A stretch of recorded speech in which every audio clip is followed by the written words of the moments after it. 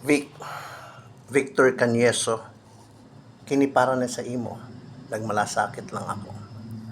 Put it in your mind that being a president of a university owned and managed by the government, yourself and your office, government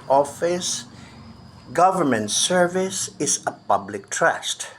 You and your office are for public consumption.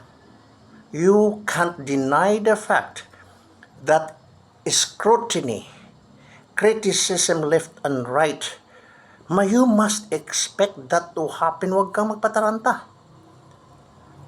Bisan pag si Bongbong Marcos imong i-post sa imong Facebook, imong katapad, jima-jima mo, wa ka na mahimo. Pag-una daw. Kinsa may priority sa mga espina, kanang ilang gidog, kada gabi, gijerjer kada gabi, og ikaw, isa ka utosan, alila, tuta sa mga espina. Kinsa may pilion? Dili matima ang 2025. Victor Canieso, nga di ka malugpot diha, nakaposisyon na sila sa Board of Regent. Wake up, open your mind, refrain from putting yourself into trust sa ila, kay dili kana sila mga tawo katulad ninyo.